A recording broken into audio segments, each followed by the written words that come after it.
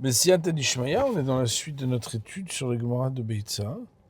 Nous sommes à la page Lamed Bava Moudalef. Aujourd'hui, le cours sera dédié pour le souvenir et l'élévation de l'âme de mon papa, Zichron Livracha, dont c'est l'Azkara cette semaine, Tien Ishmatot Tzroa Betzroa Chaim. Nous sommes arrivés à la ligne qui commence par le mot Tachat, qui est donc, on va dire, au troisième tiers de la page. Et nous allons prendre les mots ta-shema. Donc c'est le sixième mot, je crois, de la page, de la ligne. Ok, on y va.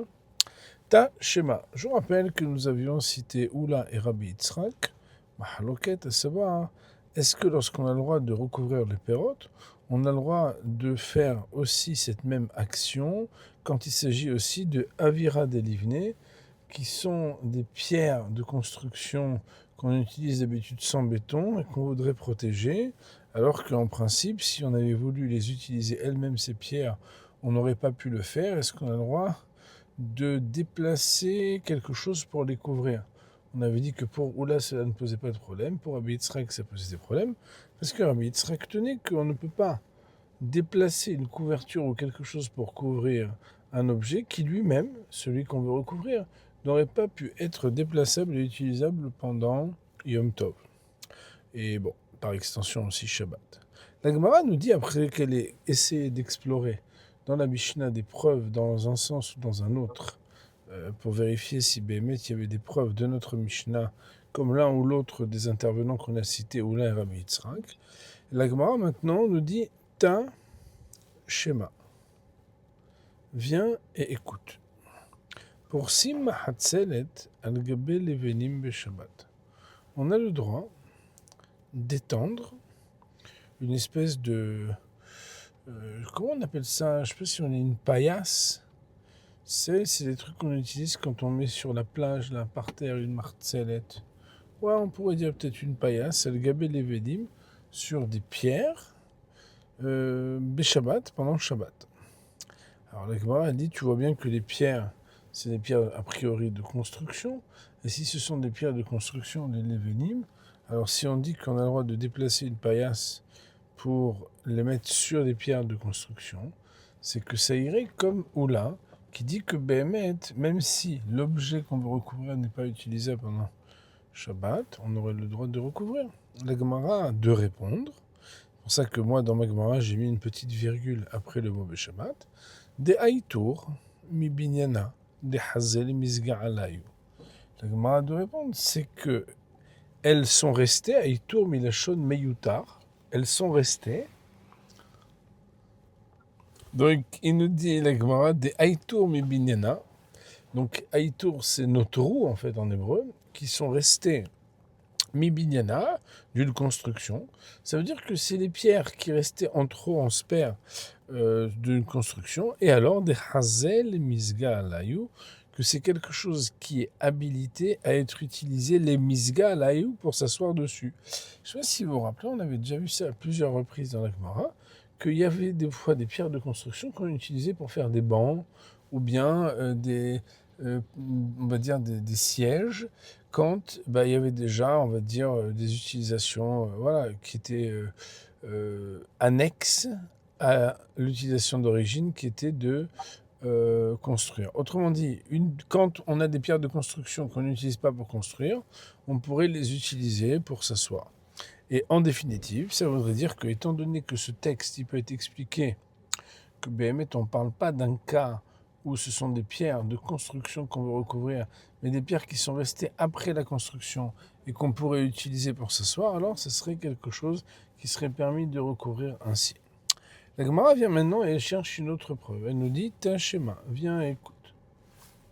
Pour Sim, Mahatzelet el Gabe Avanim Beshabbat. Il y a une différence entre Levenim et Avanim. Levenim, ce sont des pierres de construction. Avanim, ce sont des pierres, a priori, qui ne servent pas à la construction. Et là-bas, on voit qu'il y a donc une autre braïta qui nous dit qu'on a le droit de mettre de la paillasse pour recouvrir des pierres. Et la Gemara nous dit, si ce sont des pierres, on sait que les pierres, normalement, ce sont des muktzim hamad gufo. On pourrait dire ici que ces pierres-là, c'est un petit peu comme des cailloux. Et donc, ici, ce serait interdit. La Gemara dit, avanim me kurzalot. En fait, on parle ici de pierres qui sont pointues. des chazian, les betakissé, qui pouvaient être utilisés dans les toilettes. Alors, c'est pas un sujet qu'on va beaucoup explorer ensemble maintenant, mais il faut savoir qu'avant qu'il y ait le papier toilette, les gens utilisaient ce qui était possible pour pouvoir se nettoyer après s'être soulagés. Et entre autres, en fait, ils utilisaient des éléments naturels, tels que des pierres.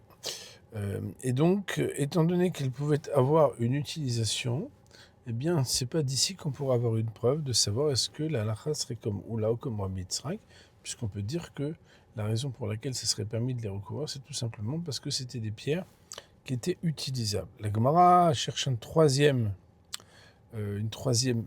preuve, et là, eh bien, on va devoir approfondir un peu ce sujet. Parce que là, ça va être un peu plus long et un petit peu plus, on va dire, complet. Parce que la Gemara, elle nous dit Tashma, pour si martzelet al gabe kaveret dvorim Shabbat. On aurait le droit de prendre une espèce de couverture en paille pour pouvoir recouvrir kaveret dvorim, une ruche d'abeilles, pendant Shabbat. Alors, je ne sais pas comment ça s'appelle en français, si je dis une ruche. Ilan, ça s'appelle une ruche quand tu sais, là où il y a le miel qui est entreposé. Ouais, on peut dire une ruche, ouais. Ouais, ouais. Ok. Ouais, là où elles sont, ouais. Une ruche d'abeilles pendant Shabbat. Alors la Gemara, elle dit Behama mipene hama, bikshamim mipene kshamim. En été à cause du soleil pour pas que ça abîme, et en hiver à cause des pluies. Au Bilvad, jusqu'à présent, on est encore dans la citation du texte, et c'est à la condition, pour qu'on puisse le permettre pendant Shabbat, chez Loïd Kaven Latsoud, qu'il n'ait pas l'intention, au moment où il recouvre cette ruche, de capturer les abeilles. Alors, il faut comprendre, chers amis, que le Shabbat, un des 39 travaux, c'est tzad, c'est-à-dire que c'est capturer des animaux ou chasser des animaux, c'est quelque chose qui est strictement interdit. Et c'est vrai que dans cette ruche où il y a des abeilles, il y a des abeilles et il y a du miel. Il y a du miel et les abeilles. Et tout le monde peut comprendre que si on veut recouvrir cette ruche d'abeilles pour protéger le miel, ce faisant, il pourrait y avoir un problème. C'est que on pourrait aussi, quelque part, empêcher les abeilles d'en sortir. Or, empêcher les abeilles de sortir, ça pourrait équivaloir, en tout cas dans le résultat, à capturer aussi les abeilles. Alors, la Mishnah, la Braïta de nous dire, on aurait le droit de mettre une couverture de paille sur cette ruche d'abeilles pendant Shabbat, que ce soit en été ou en hiver, mais c'est à la condition qu'il n'ait pas l'intention dans son action de capturer les abeilles. Ah, la Gemara, donc ici, voudrait nous amener une preuve, comme l'un des deux sens de Oula ou de Rabbi Yitzhak. Alors la Gemara, elle nous dit que donc tu vois bien que cette ruche, tu vas pas l'utiliser maintenant, parce que tu pourrais pas venir et te servir comme tu voudrais de quoi que ce soit. Si vous voulez, on va regarder Rashi comme ça. Alors, il n'y a pas de Rashi sur cette partie, pardon. Alors, la Gemara, donc, elle veut nous dire, tu vois bien qu'a priori, si tu as le droit de recouvrir cette ruche, alors qu'a priori, cette ruche ne te servirait à rien pendant Shabbat, c'est qu'a priori, c'est quelque chose qui serait, qui irait dans le sens de Rabbi Yitzhak. Pardon, j'ai été déconcentré. Qui irait comme Oula, que malgré le fait que tu peux rien faire de cette ruche pendant Shabbat, tu auras le droit de la recouvrir. La Gemara, elle dit Atam nami des quatre vaches. Là-bas aussi, la raison pour laquelle c'est permis, c'est parce qu'il y a du miel. Or, le miel, c'est quelque chose qui peut être utilisable pendant Shabbat. Alors, nos Chachamim vont nous dire que, les commentateurs vont dire que quand on dit que le miel il est utilisable, ça serait du miel qui est déjà détaché de la ruche. Parce que détacher du miel de la ruche, ce qu'on appellerait diat de vache, c'est interdit. En tout cas, on dit que comme il y a du miel, alors ça serait la raison pour laquelle ça serait permis. La Gemara nous dit Amar le Rav Ukva mi Mishan, le Ravashi. Rav Ukva de Mishan de dire à Ravashi. Atinar bimotahama de kadvash. Cela marcherait bien, ce que tu dis, Atinar, cela convient bien pendant l'été des quatre vaches, parce qu'il y a du miel en été. Bimot akshamim maïka lememar. Mais pendant les jours d'hiver, c'est-à-dire les jours de pluie, où il n'y a pas de miel, maïka lememar, qu'est-ce que tu trouverais à dire? Voilà que la Braïta, elle permet de mettre une couverture de paille, aussi bien en été qu'en hiver. Et si tu dis que la raison pour laquelle ça serait permis, c'est parce qu'il y a du miel, alors comment Béhémet tu pourrais dire que en hiver aussi c'est quelque chose qui serait permis? La Gemara dit Lo nitzrecha ela leotan shte halot. Non, ça n'est pas juste, car il était nécessaire d'enseigner cette braïta en disant qu'on parle des deux halot. C'est quoi les halot? Je ne sais pas si vous avez déjà entendu l'expression halat dvash. Halat dvash, c'est qu'il y avait des compartiments de dvash à l'intérieur d'une ruche. Il y a des compartiments de miel. Et il y avait des deux halot. C'est quoi les deux halot? C'est qu'en fait, on laissait toujours un petit peu de miel présent, même en hiver, dans la ruche, pour que les abeilles puissent y trouver ce qu'elles ont besoin. Regardez Rashi Akadosh, dans la première grande ligne, il explique c'est quoi ces deux halot. Les halot n'ont rien à voir avec le pain ici, c'est deux compartiments. Il nous dit Rashi, shte halot, il faut continuer la lecture du Rashi comme étant la continuité du titre. Shte halot shel tsafihit, deux halot de tsafihit. Bon, je ne sais pas comment on pourrait traduire, en tout cas c'est du dvash. Manihim bekaveret, on les laissait dans la ruche. Kesherodi nota, lorsque on sortait tout le miel de la ruche, on laissait toujours deux compartiments pleins. Ou mehen par nasala dvorim kolemot akshamim, parce que c'est ce qui permettait la subsistance des abeilles pendant tous les jours de l'hiver. Otam shte halot, mutar lechasot. Et ces deux halot-là, puisqu'elles restaient aussi bien en été qu'en hiver pour la nourriture des abeilles, alors on aura le droit de les recouvrir. Autrement dit, quand Béhémet la Braïta, elle parle en été et en hiver, on a le droit de recouvrir avec une couverture de paille, eh bien en hiver, c'est évident puisque la ruche est pleine, pardon, en été, c'est évident puisque la ruche est pleine de vaches, de miel, et en hiver, eh bien, comme il restait toujours deux halot de tsafihit pour la parnassa des abeilles, même en hiver, eh bien, c'est pour ces deux halot de dvash qu'on avait le droit de recouvrir. Rashi Akadosh d'ajouter Kol dvash hakaveret asui aliyot shel halot. Voilà que chaque fois qu'on parle du miel, tout le miel qui est dans une ruche est organisé avec des couches qui s'appellent des halot de dvash. Reprenons maintenant le texte, chers amis, dans la Gemara. La Gemara nous dit Lo nitzcha ela lotan shte halot. La Gemara dit mais de quoi tu parles? Tu parles de deux halot que tu laisses pour les dvorot. Mais si tu les laisses pour les dvorot, si tu laisses pour les dvorim, pour les abeilles, alors la Gemara dit shte halot, muktzot en. C'est shte halot. Si elles sont pour les abeilles, c'est qu'elles sont muktzot pour toi. Parce que si elles ont été exclues de ton esprit, que toi tu ne peux pas les utiliser, pourquoi? Parce que tu vas les donner aux abeilles. Ça veut dire qu'à l'entrée du Shabbat ou du Yom Tov, il est bien évident que dans ton esprit, tu as exclu de pouvoir les utiliser. Et donc, a priori, tu as voulu résoudre un problème, mais tu en poses un autre. La Gemara de répondre, la Chab Mayeskinan, ici, de quoi parle-t-on? On parle d'un cas spécial, c'est qu'il y a deux halot de dvash et shehashav ale'en, qu'il a pensé à l'entrée du Shabbat en se disant, bon, demain on va se faire un petit peu de miel là, parce que bon, même si c'est des halot qui normalement doivent être utilisés pour nourrir les abeilles, on a besoin, on a des invités, on va les prendre. Ah, la Gemara dit, avalo hashav ale'en mai. Mais si par contre il n'avait pas pensé avant Yom Tov ou Shabbat à les utiliser, qu'en serait-il? La Gemara elle dit assour.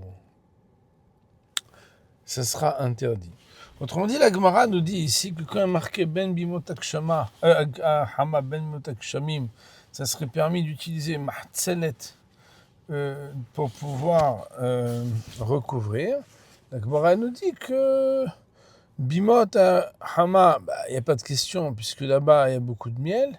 Bimotak Shamim, qu'est-ce qu'on va faire? La Gemara elle a voulu dire, on parle là-bas qu'on a le droit de recouvrir les halot, les deux halot qui sont utilisés pour pouvoir nourrir les abeilles en hiver. La Gemara de dire, mais si l'on est ainsi, ils sont muktim.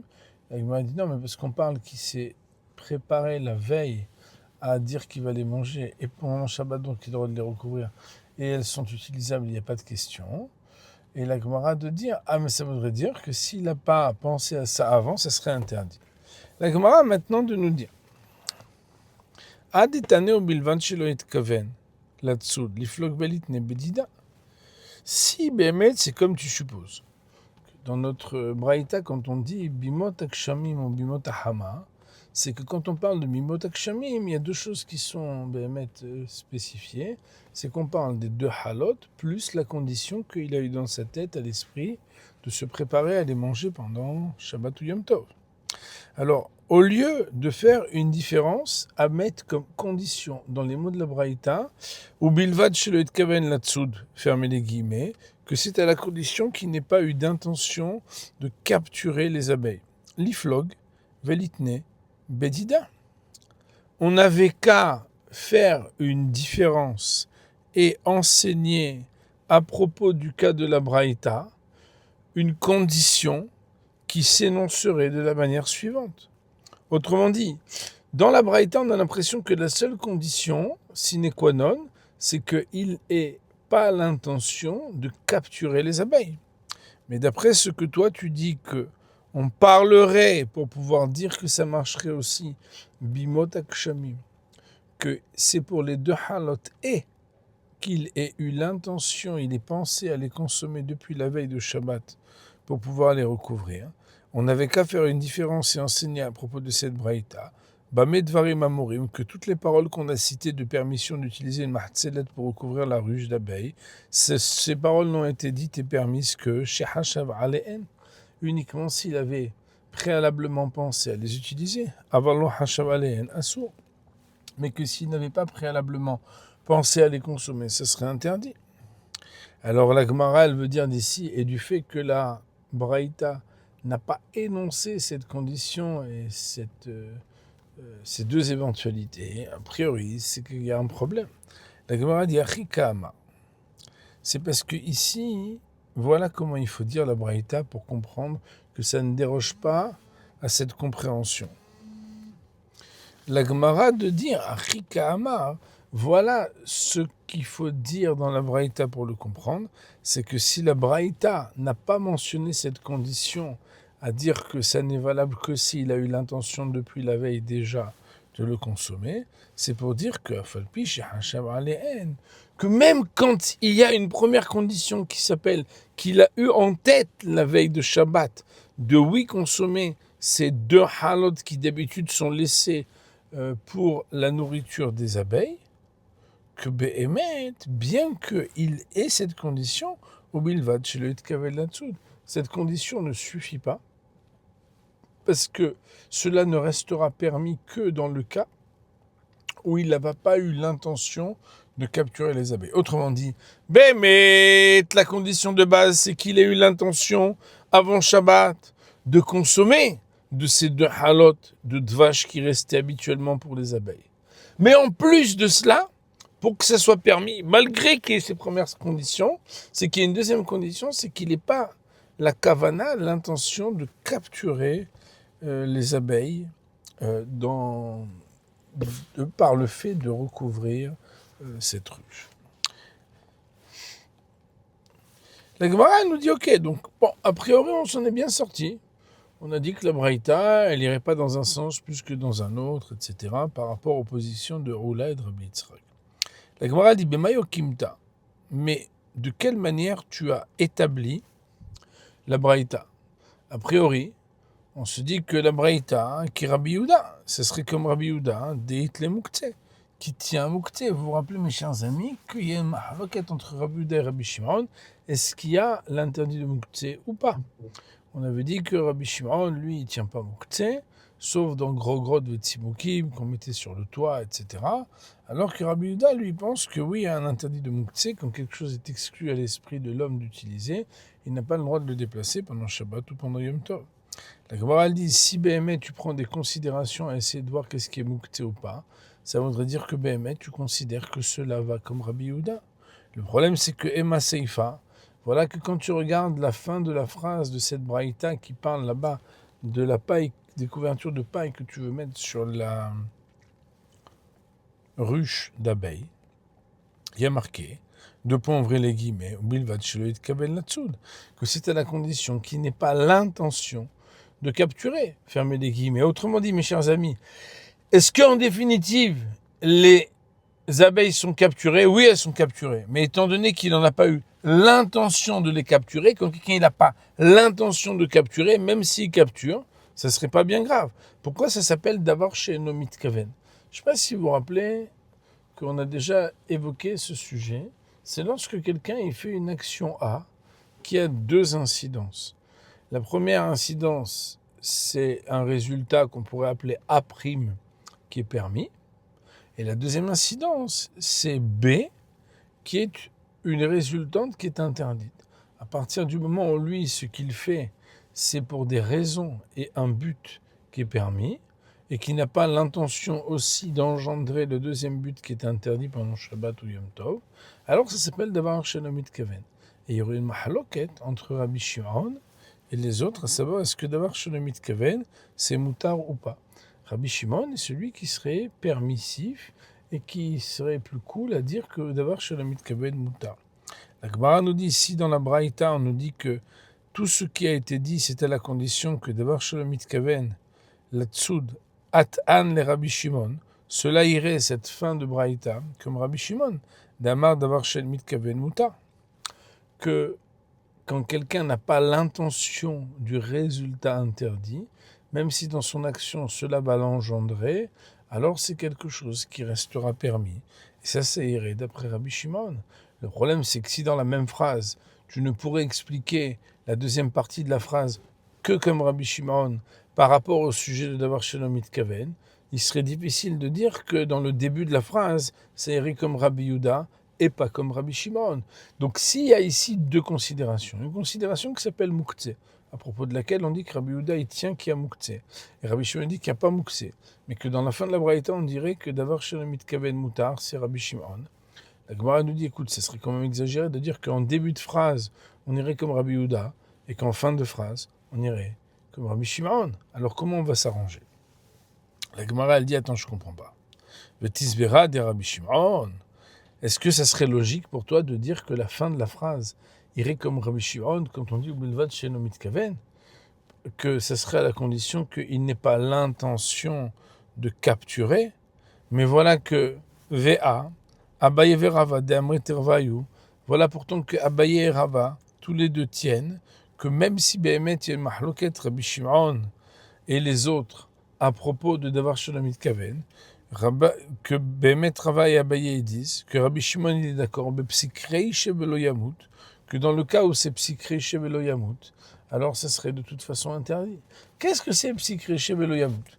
Alors là, chers amis, je demande toute votre attention parce que je voudrais vous expliquer quelque chose qui n'est pas compliqué, mais qui est un tout petit peu technique. C'est qu'il y a un cas d'école dans la Gemara de Shabbat qui s'appelle Psikreiche Velo Yamut. C'est quoi Psikreiche? Psikreiche, couper la tête, Velo Yamut. Et est-ce qu'il ne mourrait pas? On parle ici d'une époque où les enfants n'avaient pas les jouets chez Toys R Us. Et avec quoi jouaient-ils? Ils jouaient avec des têtes de coqs. Et nos Chachamim nous disent que des fois, ils avaient des morceaux comme ça d'animaux, des pattes ou des choses. Et il y a des fois, ils n'en avaient pas. Et la Gemara nous dit, imaginez-vous que quelqu'un y vienne et vous dise, voilà, moi en fait, quand j'ai coupé la tête au coq, là, c'est pas pour lui couper la tête, Chas v'Shalom. C'était pour donner un jouet à mes enfants. On peut dire qu'au moment où il a fait ça, alors je sais, ça paraît un peu brutal, c'est en balichaim, c'est triste, etc. Bon, mettons de côté cela, mais toujours est-il que le Shabbat, on n'a pas le droit d'être motzi neshamat, ça veut dire on n'a pas le droit de tuer un animal. Ça veut dire même dans des conditions qui sont au niveau cachère permises, on n'aura pas le droit de le faire. Pourquoi? Parce qu'en fait, on fait qu'un être qui était vivant ne soit plus vivant. Or, si quelqu'un nous dit, oui, mais moi, c'est pas ça qui est important pour moi. Ce qui est important pour moi, c'est que mon enfant, il ait un jouet. La Gemara, elle s'exclame, elle dit, Psikreiche velo yamut. Est-ce que tu penses qu'en lui coupant la tête, l'animal ne mourrait pas? Et de là, la Gemara veut dire qu'il y a deux manières d'aborder le sujet de Davar Shalom Mitkaven. Parce qu'il y a un premier cas d'école, c'est quand quelqu'un, par exemple, il a besoin d'un banc. Et on est Shabbat. Et par exemple, vous êtes, je sais rien, dans votre jardin, et vous avez là-bas un banc qui est très lourd. Alors là-bas, le problème, c'est que quand vous voulez prendre un banc pour le rapprocher, parce qu'il y a plus d'invités que prévu, si vous êtes très fort, vous soulevez le banc. Quand vous êtes dans un espace où vous avez le droit de transporter d'un endroit à l'autre, vous le soulevez, il n'y a pas de problème. Seulement, si vous ne pouvez pas, et vous devez le tirer. Le problème, c'est quand on tire un banc, on peut créer un sillon. Et un sillon sur la terre, ça sera l'interdit de Horesh. Je crois que Horesh, en français, ça se dit labourer. Et que labourer, ça veut dire que créer un sillon dans la terre, c'est permettre que quand après quelqu'un, il voudrait mettre des graines, par exemple, pourrait le faire plus facilement. Bien évidemment, si quelqu'un, il crée un sillon parce qu'il veut faire un sillon, c'est interdit. Parce que créer un sillon, ça s'appelle être Horesh, c'est un interdit de la Torah. Mais si quelqu'un, lui, il s'en fiche totalement de faire un sillon, tout ce qui l'intéresse, c'est qu'il y a ses cousins qui sont arrivés, il n'a plus de banc, il a besoin de prendre le banc et il l'amène. Alors dans un cas pareil, chers amis, il y a deux cas de figure. Il y a le premier cas de figure, c'est quand la terre est molle mais pas trop molle, et que c'est pas certain que ça va faire un sillon, parce que entre la question du poids du banc et de la souplesse de la terre, peut-être que ça va faire un sillon, peut-être que ça va pas faire un sillon. Dans ce cas-là, ça s'appelle Davar Shalom Mitkaven. À partir du moment où la personne déplace le banc pour pouvoir avoir un banc d'un côté à l'autre et rien d'autre, et ça ne l'intéresse pas du tout de créer un sillon sur son terrain, dans son jardin, à ce moment-là, comme il y a des probabilités possibles, écoutez bien le mot, possible que ça crée un sillon, mais ce n'est pas certain, dans un cas pareil, il n'y a aucun problème, il aura le droit, d'après Rabbi Shimon, puisque c'est Davar Shalom Mitkaven, de tirer son banc. Par contre, s'il est certain et inévitable qu'en tirant le banc, cela va créer un sillon. Par exemple, que la terre est très molle ou bien qu'elle soit très humide. Alors dans ce cas-là, étant donné qu'on rentre dans un cas de figure qui ressemble à ce qu'on appelle psychréiché, psychréiché, c'est comme le cas d'école qui s'appelle tu coupes la tête à un animal, tu penses qu'il ne va pas mourir. Autrement dit, l'action A va forcément impliquer la conséquence B qui est inévitable dans un cas pareil. Même Rabbi Shimon qui, habituellement, dans le cas du sillon potentiel, mais pas inévitable, il dit Davar Shalom Mitkaven Moutar, mais dans le cas de Psychréché Velo Yamut, Abaye et Rabba disent, même Rabbi Shimon, il est d'accord. Or, ici, mes chers amis, quand on parle de recouvrir avec une couverture de paille la ruche d'abeilles, est-ce qu'on peut dire que c'est potentiel qu'il va capturer les abeilles qui sont en dessous de la couverture, ou c'est certain qu'il va les capturer? C'est certain qu'il va les capturer. Le fait que ça soit certain que les abeilles vont se trouver capturées, cela ressemble plus à un cas de psychréiché, à propos duquel même Rabbi Shimon ne serait pas d'accord, que un cas du sillon potentiel, à propos duquel Rabbi Shimon serait permissif. C'est la raison pour laquelle la Gemara nous dit, attends, je ne comprends pas. Toi, tu m'as demandé, voilà que le début de notre Braïta, il va comme Rabbi Yehuda. Pourquoi? Parce qu'on a dit qu'on considère le Mouktsé, alors que Rabbi Shimon, il n'a pas Mouktsé. Or, dans la fin de la Braïta, on nous dit, c'est à condition qu'il n'ait pas la kavana, l'intention de capturer les abeilles. Si on dit que c'est la condition qu'il n'ait pas la kavana, c'est que Davar Shalom Mitkaven Moutar, ça irait comme Rabbi Shimon. Comment tu peux dire que le début va comme Rabbi Yehuda et la fin comme Rabbi Shimon? Ah, ça irait pas. La Gemara a dit, mais de quoi tu parles? Tu racontes des bêtises. Si tu veux vraiment réfléchir sur la fin de la Braïta, comme elle ressemble plus à un cas à propos duquel Rava et Abaye ont dit que même Rabbi Shimon, il dirait que ça serait interdit. Pourquoi? Parce que ce serait psychréché. Donc de toute façon, tu peux pas dire que mettre la fin de la Braïta avec comme Rabbi Shimon. La Gemara a dit, Léola, mon vraie vérité, Kula Rabbi Yehuda. Tout entier, ce texte de Braïta, il va comme Rabbi Yehuda. Autrement dit, et le début qui parle de Mouktsé, et la fin qui parle de Davar Shalom Mitkaven, irait comme Rabbi Yehuda. Ve'acha b'mayaskinan. Mais ici, alors, de quoi parle-t-on pour pouvoir permettre s'il n'y a pas de kavana? Des hitbe kaveh, c'est qu'en réalité, la ruche, elle a des petites fenêtres. Et alors, kaveh, c'est des fenêtres, et ça permet que les abeilles puissent sortir même après que tu aies déposé la couverture de paille. Et puisque, même après que tu aies déposé la couverture de paille, les abeilles peuvent sortir. Il n'y a pas besoin, Béhémet, de rentrer dans le sujet qui s'appelle psychréiché. Pourquoi ? Alors la Gemara dit, s'il en est ainsi, par contre, il faut faire bien attention. Velotemal Rabbi Yehuda obilvad shelo yitkaven latsud. Ça veut dire que par contre, tu vas devoir recorriger un peu la manière avec laquelle tu énonces cette braïta, puisqu'elle irait comme Rabbi Yehuda. De dire que il ne faut pas dire que toute cette loi d'avoir le droit de recourir avec une couverture de paille, c'est uniquement s'il n'a pas l'intention de capturer.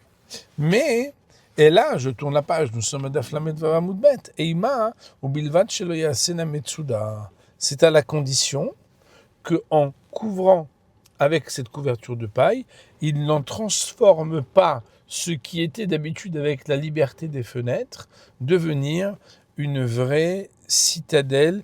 Alors bon, vous savez que Metsuda, on connaît citadelle, mais en réalité, ça veut dire un vrai piège. C'est-à-dire qu'il ne faudra pas qu'il recouvre aussi les fenêtres, parce que s'il en recouvrait aussi les fenêtres, il empêcherait inévitablement les abeilles de pouvoir s'en échapper, et ça poserait le problème de dire que Béhémet, il transgresserait inévitablement l'interdit de Tzad. De là, la Gemara nous dit que Béhémet, cette braïta-là, donc elle irait comme Rabbi Yehuda du début jusqu'à la fin, tout est bien qui finit bien. Ah, mais non, ça finit pas bien. Pourquoi? La Gemara dit, mais je comprends pas. S'il en est ainsi, Pshita, c'est sûr que Béhémet, alors ça serait permis, puisqu'il n'a rien fait, le gars. Donc s'il n'a rien fait de mal, il a le droit de recouvrir, et c'est fini. La Gemara dit, non, Mao de Teima, qu'est-ce qu'on aurait pu dire de manière erronée sans que la Braïta ne l'enseigne? La Gemara nous dit, Bemidon Nitzod, Assour chez le Bemidon Nitzod, Moutar, qu'il y aurait une différence entre ce qu'on appelle les espèces qui sont capturables et les espèces qui ne sont pas capturables. Alors ça veut dire quoi? Rashi Akadosh, il nous explique qu'il y a un chapitre dans le traité de Shabbat où on nous apprend que pas tous les animaux sont des animaux qu'on a l'habitude de chasser. Vous savez bien qu'il y a des gens qui vont à la chasse de certaines bêtes, de certains animaux, mais on ne va pas à la chasse de n'importe quoi. On aurait pu se dire que Beminonitzod, assour, quand il s'agit d'une espèce qui peut être habituellement capturée, eh bien à ce moment-là, tu dois prendre des précautions de ne pas la capturer. Mais quand c'est une espèce qui n'est pas habituellement capturée, ce qu'on appelle l'Obemino-Nitzod, ce n'est pas une des espèces qui est capturable. Alors j'imagine que je fais un petit barbarisme quand je dis capturable, mais vous avez compris. Alors peut-être ce serait permis. Kamash Malan, on viendrait nous apprendre que Béhémet, les abeilles, sont des espèces qui sont considérées comme quelque chose qui est aussi interdit malgré les apparences, qu'on n'aurait pas le droit non plus d'arriver à capturer. Regardez Rashi Akadosh en haut, il nous dit chez Derech Latsud et Bnei Mino. C'est quoi Minonitzot? C'est qu'on a l'habitude ou non de capturer. Kegon Chayavov, par exemple les bêtes sauvages, par exemple les volailles. Aval Aïden Be Minonitzot Sharim, on se serait dit que puisque les abeilles, il n'y a pas beaucoup de gens qui partent en chasse pour chasser les abeilles, alors peut-être ce serait permis. Kamash Malan, et c'est ce que vient nous apprendre la Braïta. Je pense qu'on va s'arrêter là pour aujourd'hui. On va dire Baruch Adonai Le'olam, Amen ve Amen.